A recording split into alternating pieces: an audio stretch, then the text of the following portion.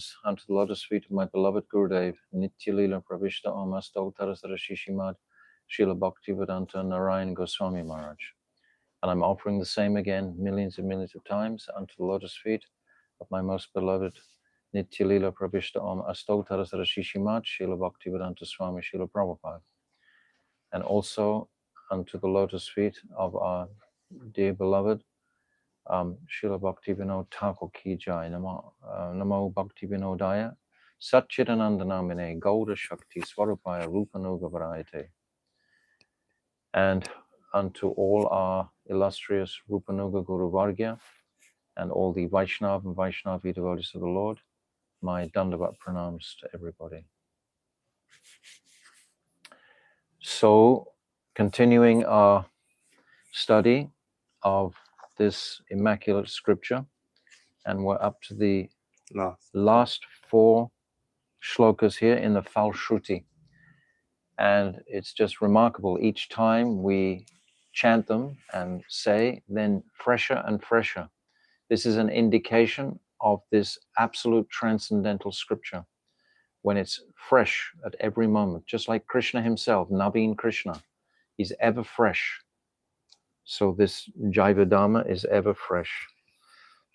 Jaiva Dharma Patise Shuddha Bhakti Hoy, Jaiva Dharma Napatile Kabe Bhakti Noy. One who reads Jaiva Dharma with faithful deliberation will surely attain Shuddha Bhakti.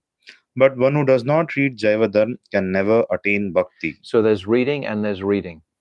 We can just gloss through it and say, oh yes, I've read that, put it on the shelf. But then there's a deeper appreciation, especially when we can do it in association with others. When we can read together collectively, then the group energy is going to take it to a deeper place. So we should pray for that opportunity to read with other people, even just one other person. Because when you're saying it out loud to each other, then the hearing sense is being involved. When you're just reading it, it's just the sense of sight. But when the sight and the hearing is involved, then that's 2 senses. And especially if you take the notes at the same time, this is the sense of touch, so to speak. So 3 impressions will be made. And when you speak it, if you get a chance to speak your understandings of these truths, then again, a deeper impression. So we're looking for the advantage of the various impressions we can make with our 5 senses. So this is Sangha, this is Sadhu Sangha. Rupanuga Abhiman Pate Drudha Hoy, Jaiva Dharma Vimukha Ke Dharma Hina Koy.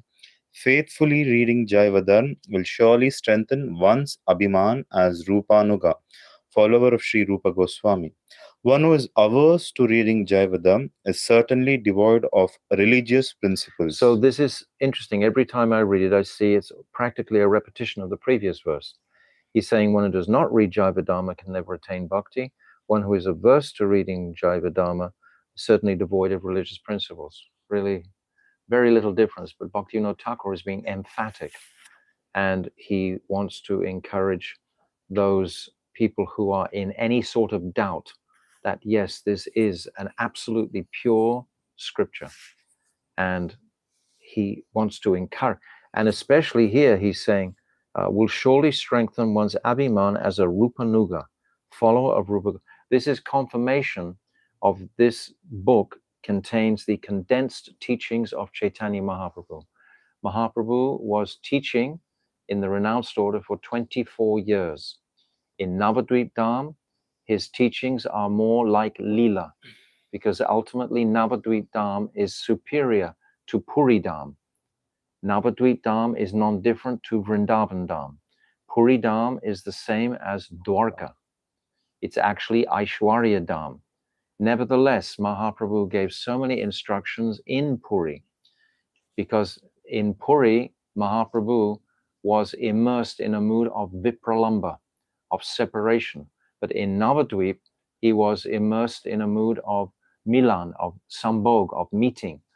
Actually, this potential within him to relish the special sweetness of Radhika's moods manifested at Srivas Angam in those transcendental Sankirtan Ras. When the kirtan was going on at Shiva Sangam, this is when Mahaprabhu experienced those full-blown Madanakya Mahabhav meetings that Radhika experienced. This is how my Gurudev has explained this. Because we often asked him, well, if Navadvip is the same as Vrindavan, then where is the Ras Leela? And the Ras Leela is in that Sankirtan Ras, those last 2 years at Shiva Sangam.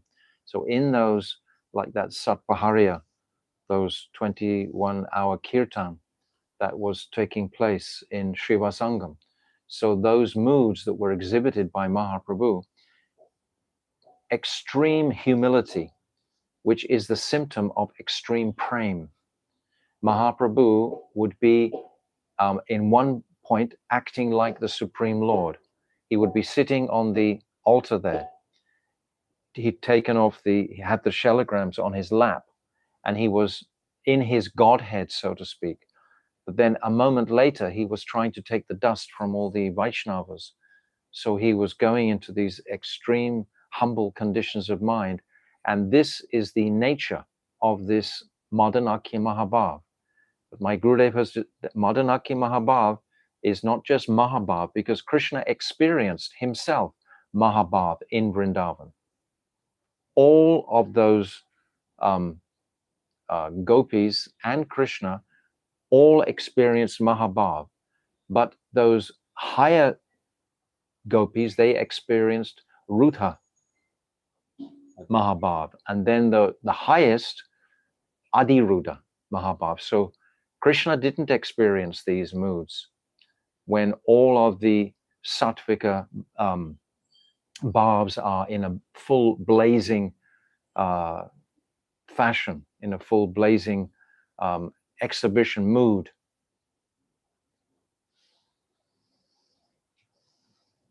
The 5 elements of the body are activated to such an extreme degree. This is sattvika bhav. So in Rudha, it's only 5 of those, but in Adiruddha, it's all 8 of those vital elements are fully blazing, those sattvika bhavs. So in Navadvip, Mahaprabhu was experiencing this. This is how it's being described by my Gurudev. Because otherwise, how could Navadvip be the speciality, the Vaishishthya of Vrindavan? And how could Mahaprabhu have tasted what he wanted to taste? He came to taste this Madanakya Mahabhav, but we get most of the descriptions of him tasting the Vipralamba Bhav when he goes into the renounced order in 1510, and then he goes to Puri, and then he goes to South India, etc., for 5-6 years traveling around. But then when he's back for 18 years, and especially the last 12 years in Puri, he's exhibiting these extraordinary manifestations of these sattvika bhavs when he becomes like a tortoise, etc., when he goes in the sea, etc. So these are all, though, in moods of mohan bhav or modan. This is not madan. Madan is meeting, and that takes place in Navadvip. So this mohan and modan is in Puri. But these teachings that Mahaprabhu gave in Puri are very essential for the sadhak, because we are also feeling separation, of course. We are all, jivas are lost in separation from Krishna. So for us, this mood of separation is very, very instructive. And the teachings of Mahaprabhu, particularly in Puri, are most vital and instructive for the sadhak. And these teachings are so authentic because they're coming from the throat of Swarup Damodar in his Kadacha, in his notes. They came from his, and then they went into the heart of Raghunath Das. And then from Raghunath Das, he's speaking them directly to Srila Krishna's Kaviraj. And Srila Krishna's Kaviraj has given us this Chaitanya Charitamrita. But then Nityananda, he was inspiring Vrindavan Das Thakur with his Chaitanya Bhagavat. And this Grantha, this book, was mostly in Navadvip. Chaitanya Bhagavat doesn't describe the later pastimes in Puri anything like to the degree that Krishnadas Kaviraj does. They're mostly the descriptions of the Navadvip pastimes, which are the Vrindavan pastimes as well. So the sadhak today is so fortunate that we get both of these ends of Mahaprabhu's life, the Navadvip pastimes and the Puri pastimes. But they're quite distinct. Navadvip is Sambhog. Navadvip has the Ganga there. All the forests of Vrindavan are in Navadvip. In Puri, there are no forests. There's no Ganga there in Puri. There's the ocean. And it's Aishwarya mood. But it's separation. When Mahaprabhu was like fountains coming out of his eyes, tears, these were, this is an Aishwarya exhibition because an ordinary person doesn't have tears shooting out of his eyes like that. So this is not Nara Lila. Nara Lila means human-like pastimes. So these pastimes, and in Puri, his exhibition, when he's connecting with that Adiruddha Mahabhav of Sri Radhika, and he shows this like a pumpkin form, like a tortoise form. All his limbs are brought into his body. His mouth is foaming because his body can't tolerate the intensity of the separation mood that Radhika is experiencing. So his body transforms. So that is also an Aishwarya mood. It's not a Madhurya mood because it's not Nara. When the devotees saw this body, they were weeping. What has happened to a Mahaprabhu when they saw him elongated in the ocean? They were so much pained by his condition. So this is not Madhurya, this is Aishwarya. But at the same time, this appreciation for this Vipralamba is what the sadhak needs to actually appreciate the full mood of Vrindavan Leela. Because in Uddhav Kyari, for example, the gopis, Sri Radhika, they were there for 100 years. And especially in this Brahmara Geet, this beautiful pastime of the bumblebee, then all of these Divyanmad moods were manifesting from the gopis. So these are very extraordinary high states of, and these are all enunciated by Rupa Goswami. So here it's talking about Abhiman as a Rupanuga, follower of Rupa Goswami. All that I've just described in the last 5-7 minutes are all the words of Rupa Goswami. He's the one who's given us all of this, these extraordinary descriptions through the mouthpiece of Srila Krishnadas Kaviraj. This is where it's coming from, because Raghunath Das was always associating with Rupa Goswami. Rupa Goswami was giving the parameters.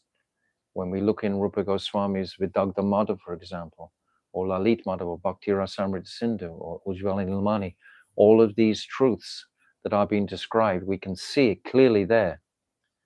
So for the Rupanuga followers. And you were telling us that the Leelas in Jagannath Puri are Aishwaryamai. How about the Gambhira Leela?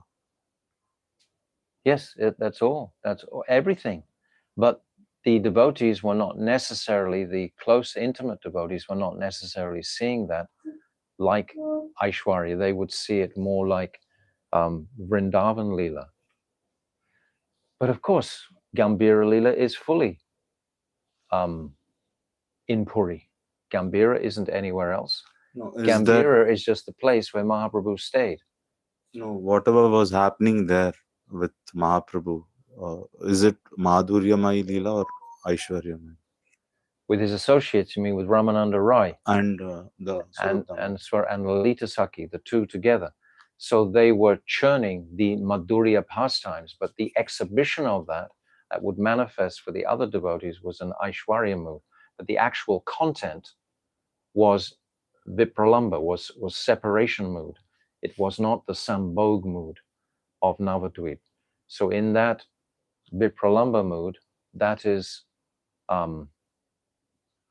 Madhurya, yes. But any devotee seeing that from the outside, Mahaprabhu's weeping and weeping, just when you go to the Gambhira, it's almost like there are tears everywhere around even today. If you are familiar with these pastimes, you're just remembering how much Mahaprabhu was weeping. And when Govinda, the servant, used to see Ramananda and Swarup Damodar come every night, he would be very unhappy because they would make Mahaprabhu cry all night. And he would feel very unhappy about that. So that weeping and weeping, that is like that Vipralamba mood. So Govinda, for example, he's seeing that as like, it's an Aishwarya aspect. Madhurya means the whole backdrop is softened with beauty, like Navadvip, like Vrindavan. Puri is not like that. It's not the same. There's no, where are the forests in Puri? Where is the Jamuna in Puri? Where are all the externals? Internally, Mahaprabhu is experiencing Vrindavan, of course, the separation mood. But externally, what is manifesting? Externally is manifesting the Aishwarya mood. Because Mahaprabhu is a covered incarnation simultaneously. Java Jivane Je Pade Jaiva Dharma Bhaktiman se jane vrita jnana karma. One who faithfully reads Jaiva Dharma throughout his entire life will be endowed with bhakti and will surely realize the futility of jnana and karma. So this is what we say, Anya Vilasita Shunyam Jnana Karmadi Anavritam. So when Vyasadeva was writing his great epic, the Srimad Bhagavatam, previously Vyasadeva had written so much about Gyan Kand and Karma Kand in most of the other Puranic pastimes that he'd written about, the Upanishads, etc. These were Gyan Kand and Karma Kand, because that's what the that was the limit of the teachings up to the stage of moksha. It was only Mahaprabhu who gave the Brajaras, Braja Prem, Bhakti Ras, who gave this Raganuga. It's only with the advent of Mahaprabhu that actually that manifested. So previously, Vyasadeva, when he was feeling that despondency at Samya Prashna, and then Narad, he comes and enlightens him. And in the 7th chapter, he gives him a trance where he actually sees the 10th canto, because the 10th canto is quite distinct from the other 9 cantos. The 9 cantos are building the character and opulences of Krishna. All the different pastimes are very inspiring, like with great godly qualities, like Vritrasura, for example. Very inspiring Chitraketu, and Ajamil, all these different pastimes from the 6th canto. But when it comes to the 10th canto, then this is like full Madhurya taste. And this is what Vyasadeva is seeing in his trance by the mercy of Narad. Often when my Gurudev would be explaining this pastime about Vyasadeva and the trance, he would imitate Narad saying, "Oh, have you heard about Krishna being bound by Mother Yashoda?" "Oh no, Gurudev." See, prior, Vyasadeva hadn't heard about that. Nobody had heard about those pastimes out of Vrindavan. Those Madhurya pastimes can't be appreciated in an Aishwarya consciousness.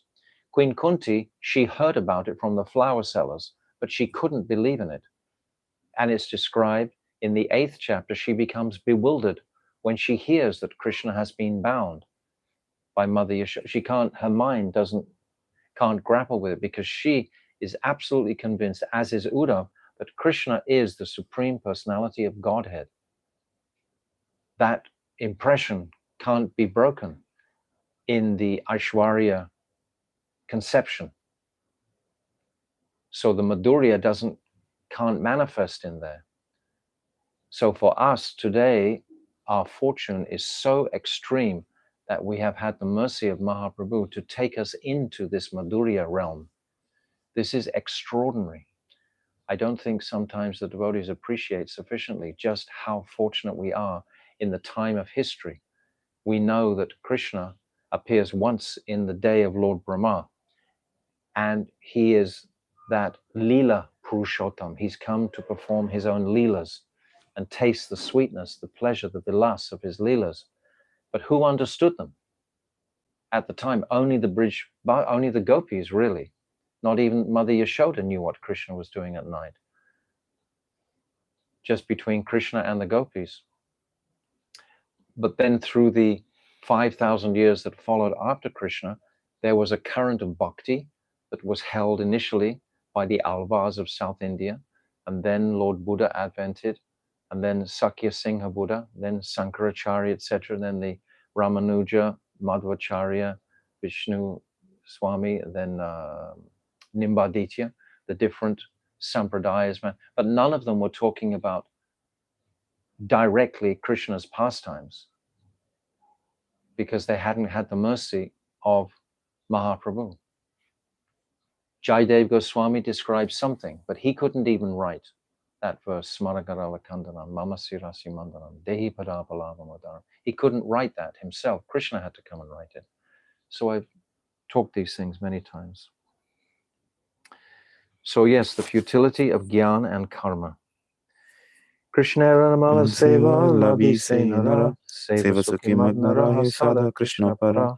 Such a man, being fully devoted to Shri Radha Krishna Yugul Kishore and having attained their Amal Prem Seva, remains forever merged in the bliss of such immaculate loving service. This is the final conclusion.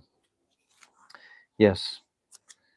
Once we've actually absorbed this Jaiva Dharma, we have developed the adhikar to remain forever absorbed in that Amala Prem Seva. For sure, because the last 14 chapters of this book take us right into the Rasa Tattva aspect and section. Here we're learning about the tattvas, and it's so helpful. Shakti Tattva in particular, we went through in quite detail. I was thinking today that we could go through the whole chapter all over again, and we could draw from it newer and fresher meanings. But last time when I spoke, I was speaking on the 15th chapter, and I jumped ahead of actually where we were up to.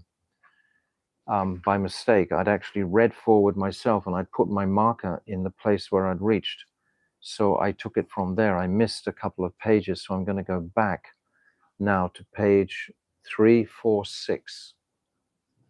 So from where we were going, where we read last time, we'll read over again anyway.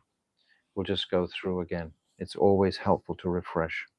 So this is an amazing part on the bottom of 346. And I said at the time when I was reading it that we would go through this again just to appreciate it more deeply. So the distinction, how is Krishna, or how is the Jiva Achintya Beda Abeda Tattva? How is he one and simultaneously different from Krishna? What is that distinction? This is what's being spoken here. So on page 346, halfway down, Brajanath asks the question, what is the difference between Ishvara and the Jiva? So he wants to know directly. This chapter is entitled, this is Vibhinamsa Tattva. Vibhinamsa Tattva is the separated Jiva. It's not the Nityasiddha Jiva, it's the separated Jiva. Babaji, first you should understand the non-difference between Ishvara and the Jiva, and after that I'll explain their eternal difference. So now we can enumerate these.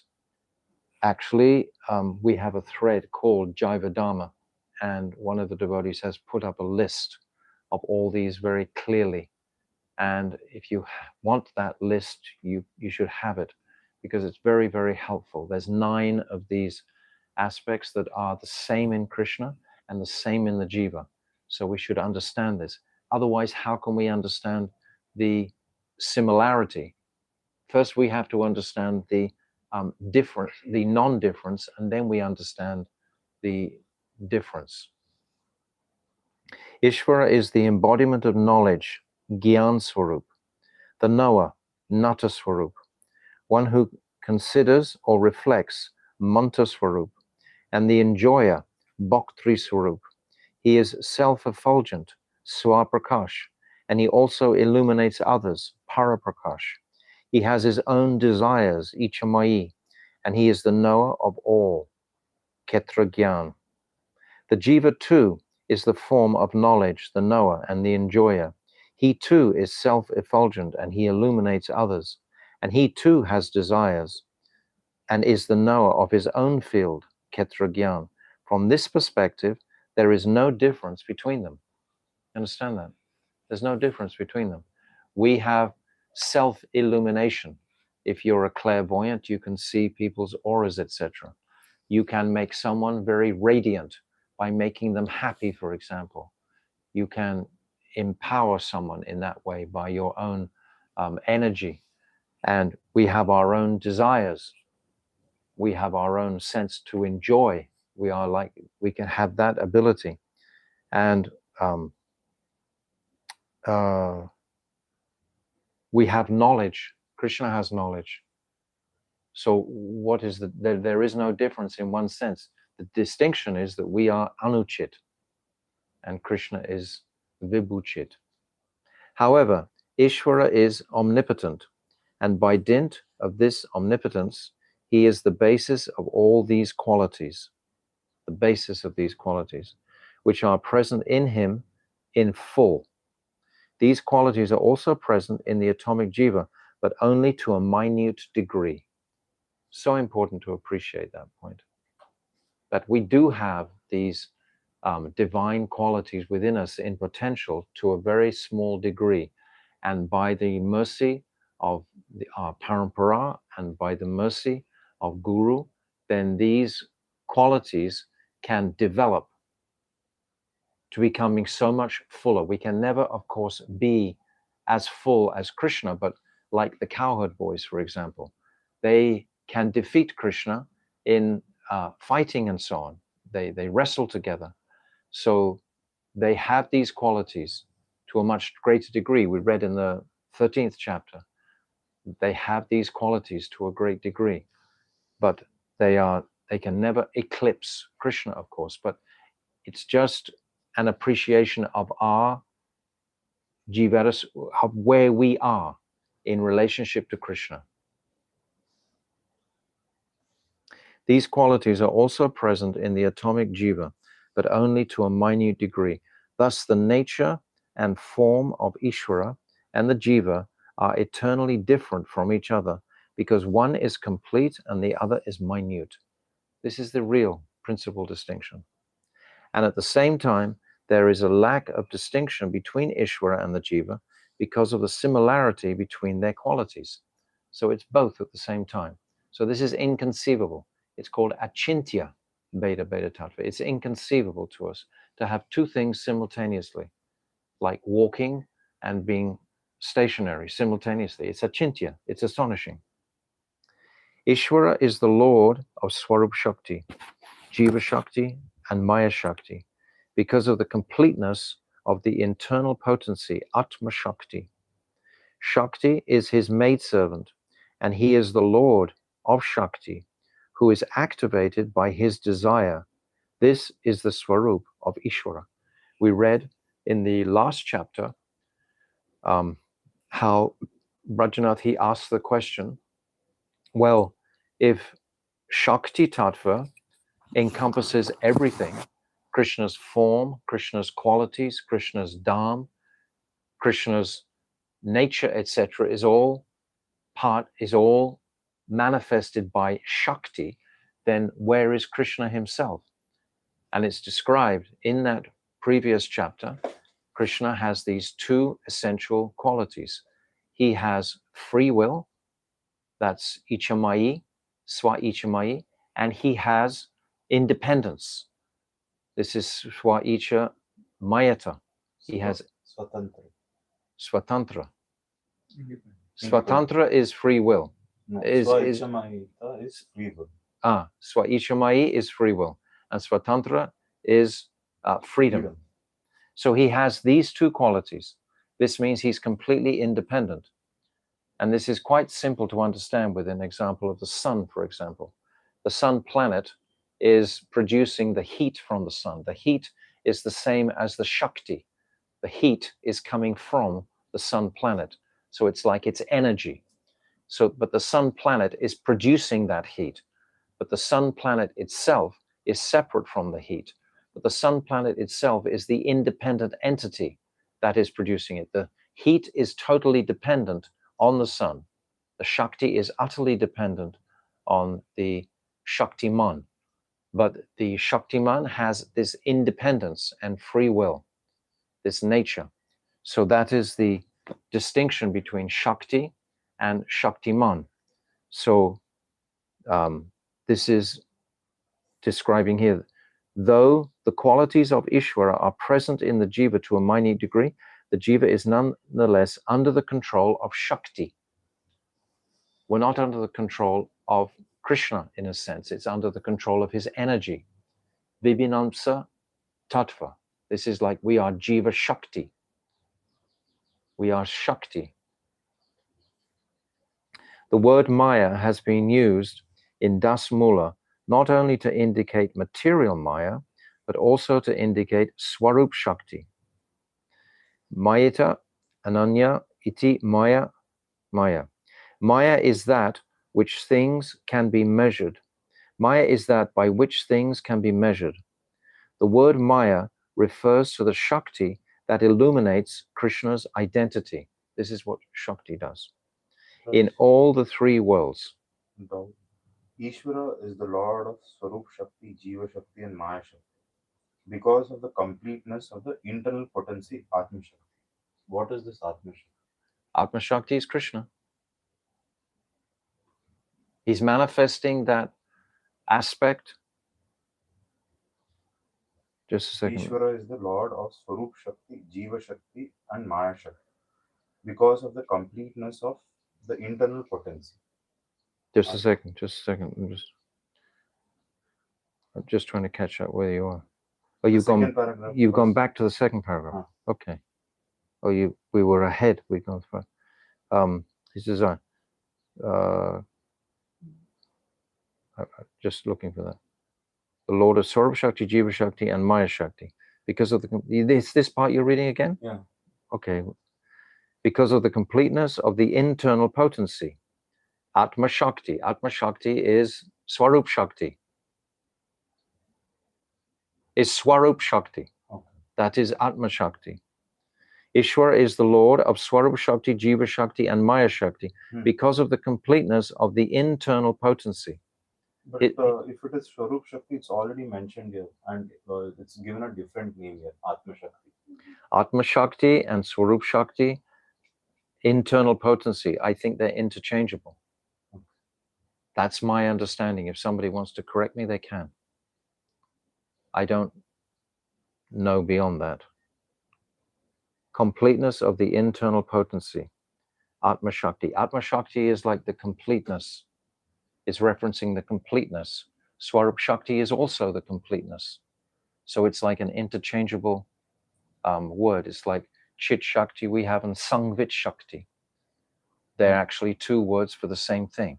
So Atma Shakti and Swarup Shakti, in my understanding, yes, is the same.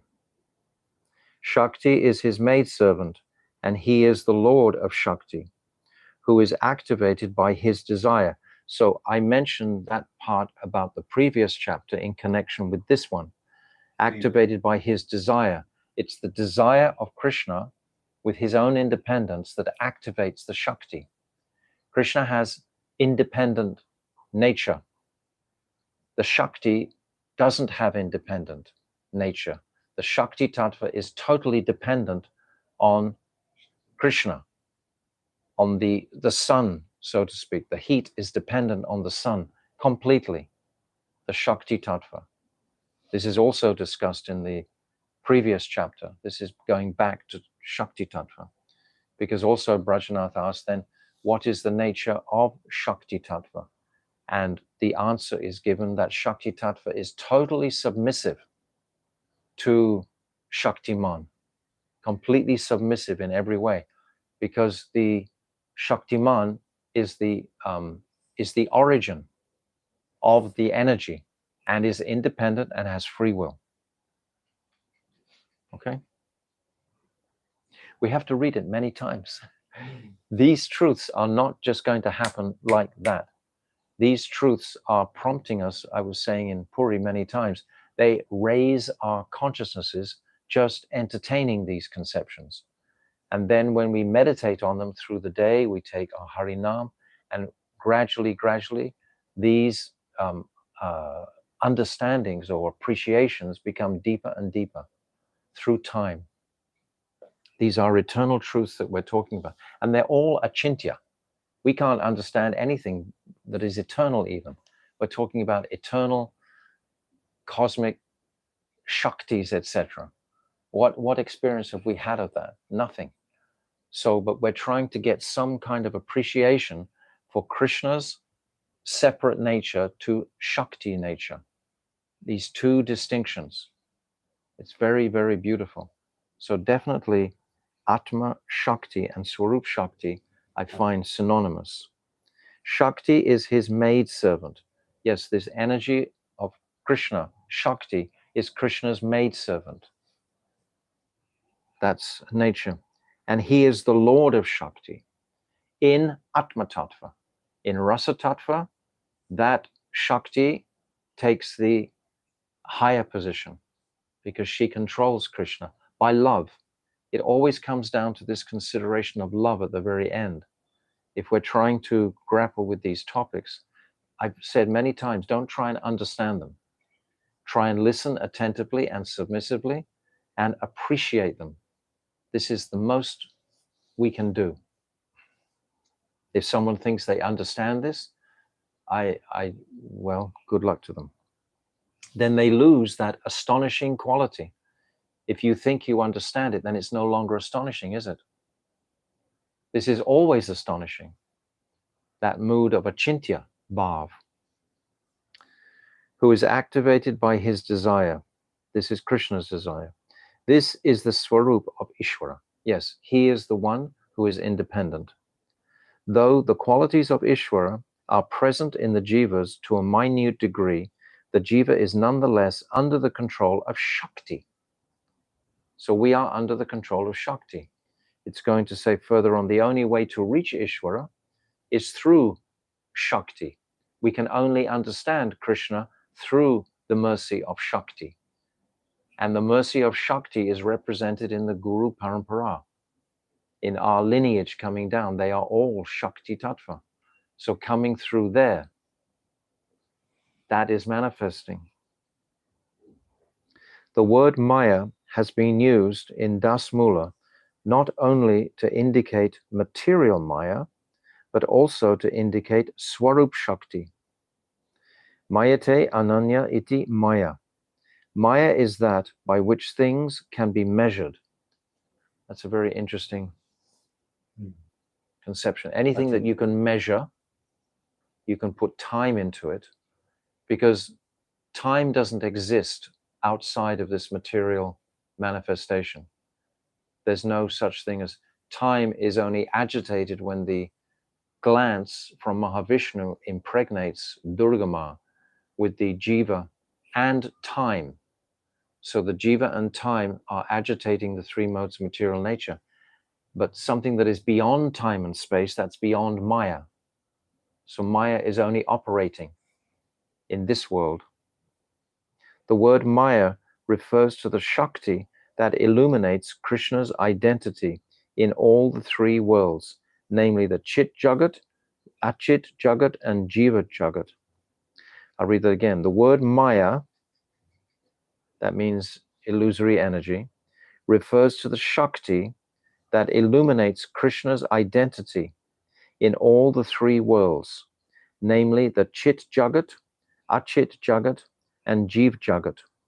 So these are the three worlds.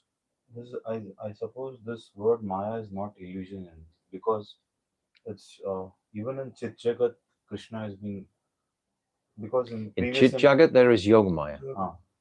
So and then in the Yogamaya and Achit Jagat is It's Mahamaya. Mahamaya. Jeev, And Jiva Jagat is Mahamaya. Is there a difference between that? Chit,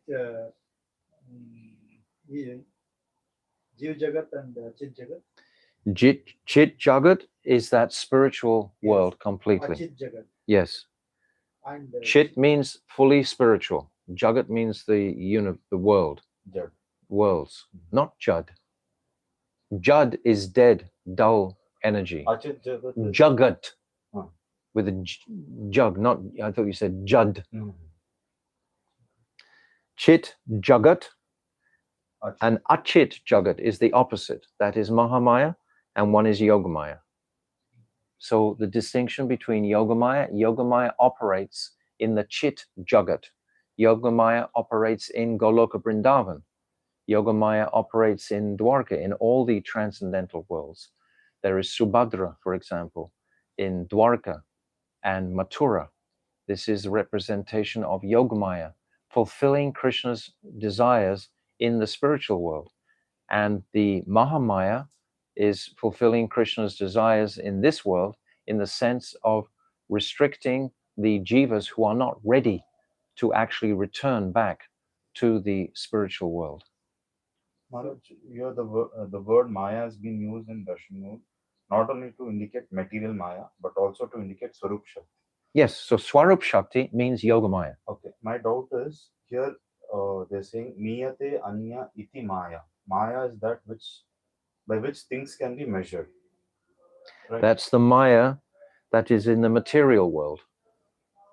That's the Maya that is in the material world. That's not referencing the Maya. Because nothing That's can, not referencing Yogamaya. I given the example before a couple of times, when Jyotila, she discovers Krishna's flute in her courtyard. And she runs to Purnamasi, who's Yogamaya. Look, I found the evidence. Krishna was in my courtyard last night in Javat. And Purnamasi, she says, what do you mean? It was raining flutes last night. And Jyotila, she looks around, everywhere is flutes. This is Yogamaya. This is Yogamaya supporting Krishna's pastimes in Braj. This is referencing the Chit Jagat. Then referencing the Achit Jagat is the illusory energy in this world. What about Shakti Jagat? The Huh? Jiva Jagat? Difference between them? Jiva Achit Jagat is also in this world. These jivas here that are illusioned. This is not Both are reference. same. Huh? Both are same. Yes. Achit Jagat and Achit Jagat and Jiva Jagat. These are under the spell of the illusory energy, not those jivas in the Goloka Vrindavan. In the next chapter, these distinct three jivas are going to be discussed. Krishna is the controller of Maya. This whole section is about the distinction between Ishvara and the jiva. This is what the question that Babaji is answering. So these are all part of the answer. Maharaj, We Achit, should keep it focused on the question. glossary of terms, it says Achit Vastu is unconscious objects. Yeah, Maya. So, Prabhu's question was what is the difference between Jiva Jagat and Achit Jagat? So tell me. Jiva are conscious living entities. But they're still covered by Maya. Maya. And the Achit They're unconscious. energy, they're unconscious. And me to say materials? Huh? Materials? He wants to know what is that Achit Jagat made of. That Achit Jagat is material energy. There's Antaranga, that's higher energy. There's Bahiranga, that is the lower energy. Bahiranga is the same as Achit. That is the material world. The inferior, yes, the inferior material That is world. Achit Jagat. But we are not made of that. Okay. So we are Jiva We Jagat. are influenced by that, but we're not made of that. So we made out of Jiva Shakti. We are Jiva Shakti. And we're manifesting from the Chit Shakti. That's where we're coming from originally. But we've become weak. And we've become under the cloud of this Achit, not Achit, but Jiva Shakti. We've become under the cloud of that Maya, that illusory energy. Understand? Or not understand, but appreciate. We really must get the distinction. If you're trying to grapple it and trying to understand it with your intellect, it's going to become very difficult. It's going to go on and on and on forever. We should get some semblance to appreciate with our intelligence, has to be satisfied, where it's making rational sense to the Somebody mind. has commented Prakriti can be Achit. Huh? Somebody has commented Prakriti Prakriti? can be Achit Jagat. Can Prakriti be called Achit Jagat? Yes. Yes. Yes, it can. Who was commenting that? But anyway, leave it. Don't worry about it. The word Maya refers to the Shakti that illuminates Krishna's identity in all the three worlds. So that Maya, that's an amazing statement by Bhaktivinoda Thakur. The word Maya refers to the Shakti that illuminates Krishna's identity in all the three worlds, namely the Chit Jagat, that's the transcendental world, the Achit Jagat, that's the Prakriti, like the person said, and the Jiva Jagat. So the Jiva is in between these worlds because we are Tatashta. We can go to the Chit or we can go to the Achit. We can be covered. So it's the three worlds. Understand? Krishna is the controller of Maya and the Jiva is under the control of Maya. Therefore it is said in the Shvetashvarta Upanishad 4.9.10, Asman Mayi Srijite Vishvam Etat Tasmimi Chanyo Mayaya Sanirudhaha. Mayan tu Prakritim Vidyan Mayinam tu Maheshwaram. Tasyaiva tasvaya bhutais tu vyaptam swaram sarvam idam jagat. Parameshwara is the Lord of Maya. He has created the entire world wherein the jivas are bound in the illusion of material identification. Yes, that's the Mayic influence, bound in the material identification. It should be understood that Maya is his Prakriti and he is Maheshwara, the controller of Maya. So what that person commented was good. This entire world is pervaded by his limbs.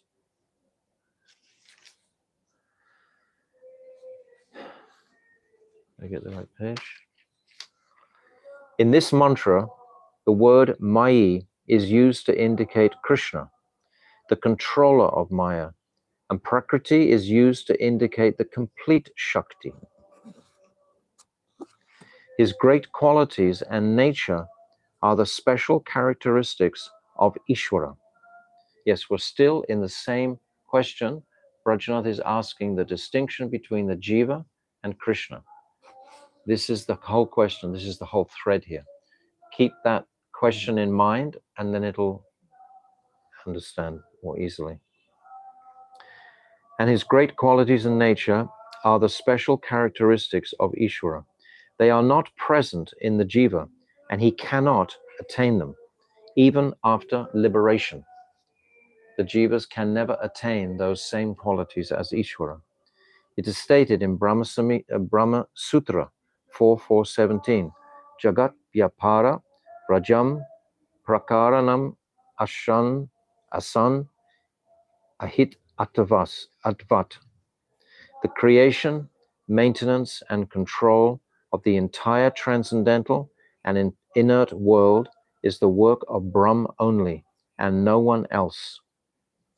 Except for this activity in relation to the Chit and the Achit worlds, all other activities are possible for liberated jivas. I have to read that again. So the creation, maintenance, and control of the entire transcendental and inert world is the work of Brahm. In this case, Brahm means the supreme energy. Brahm doesn't mean the Brahma Jyoti. It means the supreme energy. Because in most Hindi and Bengali and Sanskrit texts, they refer to it as Brahm. Bhaktivedanta Swami Prabhupada changed it to Brahm Anand or Brahman. Brahman. Yes, he changed it to Brahman. But here we've kept the original as Brahm, which is the same as Brahman. It's the work of Brahman only and no one else. This means, again, it's the same question that Brajana has asked that is being answered. Don't take it out of context from the answer that Babaji is giving. The answer he's giving is the distinction between Ishvara and the Jiva. Stay right on track with that, and then you'll appreciate it more. Except for this activity, in relation to the Chit and the Achit worlds, all other activities are possible for liberated jivas. The Shruti states, Yato va imani bhutani jayante. He is that by which all the jivas are created and maintained. So we're talking about Ishvaraha now. We're talking about the greatness, speciality, the the qualities of Ishvara, into which they, I'll read again. He is that by which all the jivas are created and maintained, and into which they enter and become unmanifest at the time of annihilation. Taittiriya Upanishad 3.1. These statements have only been made in relation to Brahm, and they cannot be applied to the jiva by any amount of manipulation. So again, he's answering the same question, that the only Brahm can create this phenomena, not the jivas. We don't have ever at any time. He's illuminating the minuteness of the jiva over the greatness of Krishna. He's demonstrating it completely tattvically here for us in a most remarkable way. And they cannot be applied to the jiva by any amount of manipulation, because there is no reference to liberated jivas here. The Shastras state that it is only Bhagavan and not the liberated jiva who performs activities of creation, maintenance, and annihilation. Very simple. It's only Bhagavan who does this. So again, only thinking about the question, only thinking about the distinction between Ishvara and the jiva, nothing else, then it becomes very clear. If we try to throw it onto another whole track, we'll just confuse.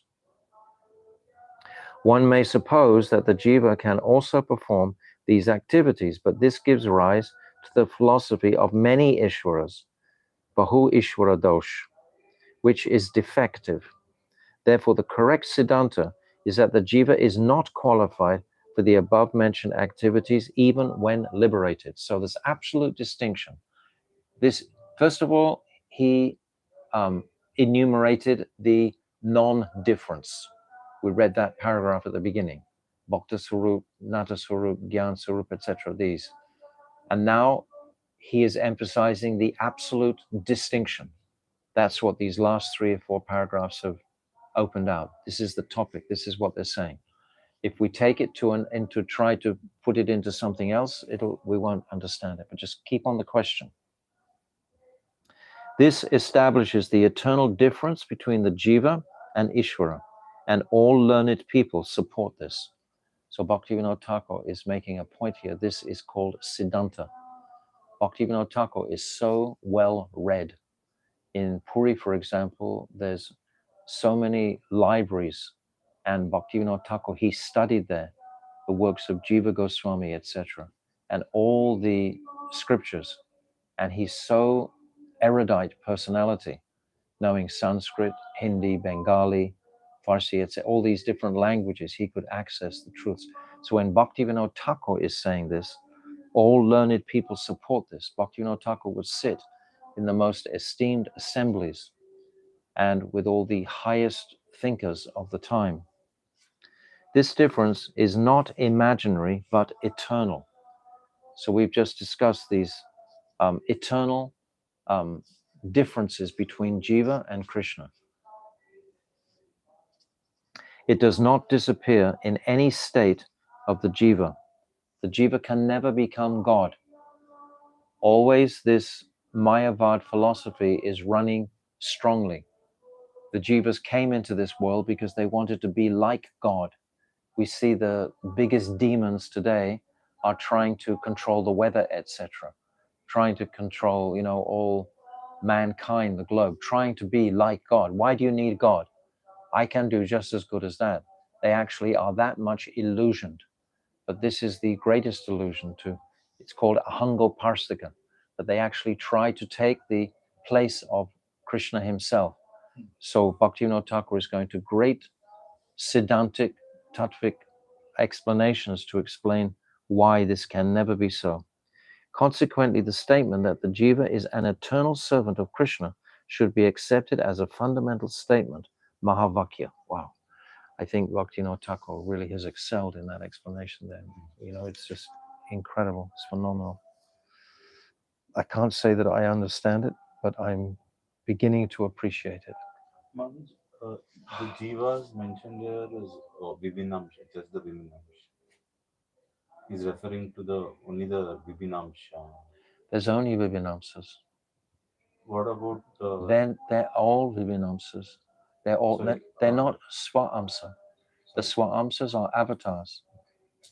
Understood. The Vibhinamsas, they're No, all. I meant there are Nityamukta jivas. Yeah, we're talking about the jiva, but those all Vibhinamsas, Can never be. Sridham, they can never become God. They don't have even the desire for that rubbish. They're not fallen like into illusion, thinking that's even possible. They're Krishna's dearest friends. Those Mayic thoughts don't even enter their minds. It's only the rascals who come into this world that have this attraction to wanting to be like God. Because even if you don't consciously want to be like God, just by trying to enjoy this material energy, we are in a way acting as God. We're usurping his right as being the enjoyer. We're not being submissive. Everything in this world can be utilized for our growth towards devotion to Krishna. But if we take that that utility to try to use it for our own gratification, that's like a Mayavad mentality all the way through. When we read in Srimad Bhagavatam, for example, in the early commentaries in the first and second cantos, Bhaktivedanta Swami Prabhupada, he's speaking all the time about the Mayavads think this, the Mayavads. Who are those Mayavads? It's us. It's we who have the desire to enjoy this material energy. As long as we desire to enjoy the material energy, it's like we want to set ourselves up as God. What we've read today is very distinctly purifying that misconception. We can never, ever be God for exact reasons that he's explained here. The aspect of Maya, etc., and Krishna being the controller of Shakti. We can never control that. Okay, so I think I'm going to stop there. That's a good place to stop. So I'm sorry I missed this part out last time we discussed. That was such a profound part of the Jaiva Dharma, very essential. So yes, and he's saying finally, accept it as a fundamental statement, Mahavakya, this part. So very, very special. Okay, so we'll go from the bottom of page 348 tomorrow. Okay, thank you all so much for your attention, and thank you. So tomorrow we'll discuss Jaiva Dharma ki jai, Vancha kalpa tarubhyascha, Kripa sindhubevacha, Patitanam pavanivyo Vaishnavebhyo namaha. Gaur Premanande Hari Hari Bol.